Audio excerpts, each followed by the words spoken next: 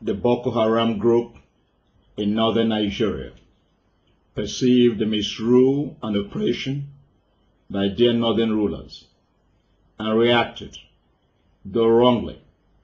It is a message which they have succeeded in sending to Nigeria, that all is not okay if a few sit in perpetual rule over the majority and consume the largest portion of the Commonwealth. They perceive wrongly that Western education is responsible for the wickedness in the African rulers, Nigerian rulers, who steal what belongs rightfully to the people and leave them in penury. That is a troubling sign. Recently, the incompetent President Yaradua of Nigeria decided to distract the serving governor of Lagos State, who knows what it means to serve the people. And it is very obvious that the president is being jealous.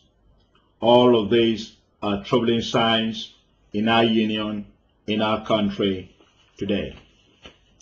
We have a responsibility as Nigerians to pay close attention to events in our country. I'm going to point out some errors we have made as a people in the past, and which I believe if we turn away from, we'll be closer to building a better union than we have thus far tried to.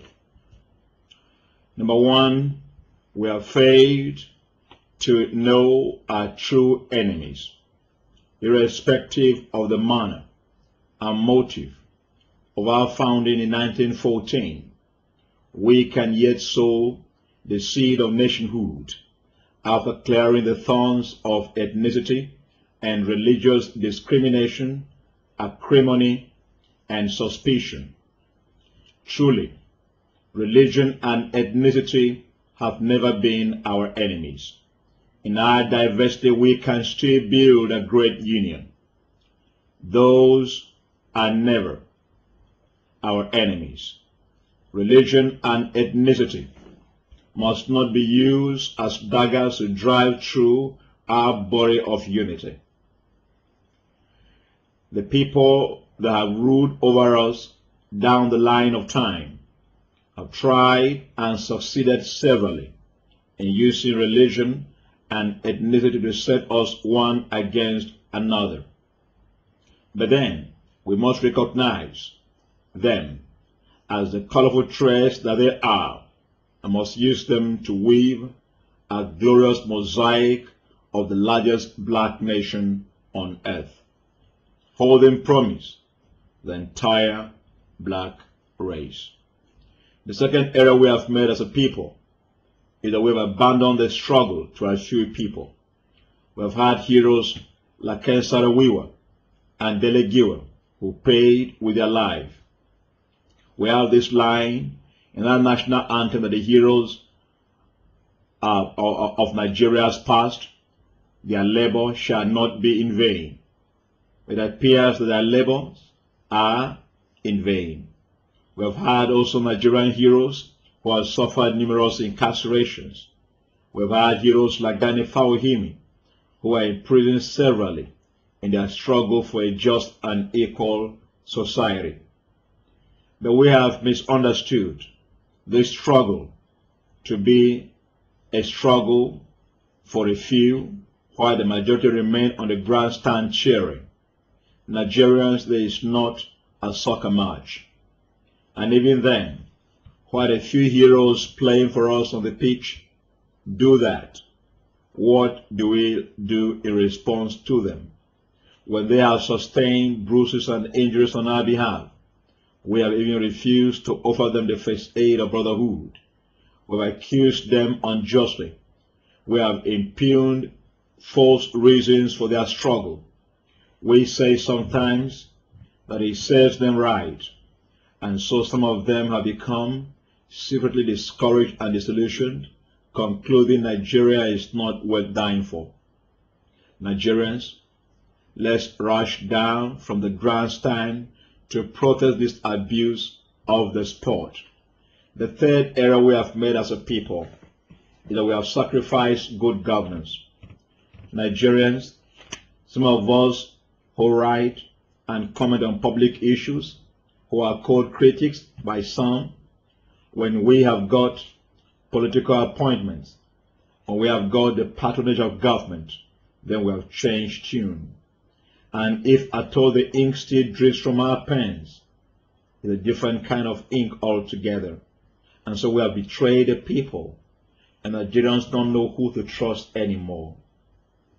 Nigerians, when we collect from candidates seeking elective offices, money, and other forms of gratification in order to vote for them, we have surrendered our moral high ground, and we cannot ask for good governance because it has become an exchange, money for votes. When you give up what you have today for a pot of porridge, for a penny, you may not get it back tomorrow, even if you could afford to pay £1 million.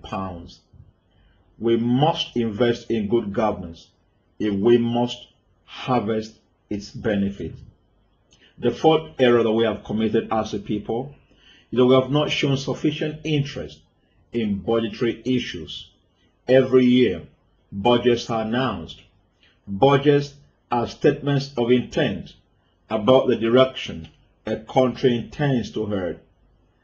Billions of dollars are announced for capital projects, and then a year after we look back and what we see doesn't measure up the huge sums that we have voted for them. What do we do? What do we do? We must take interest in budgets.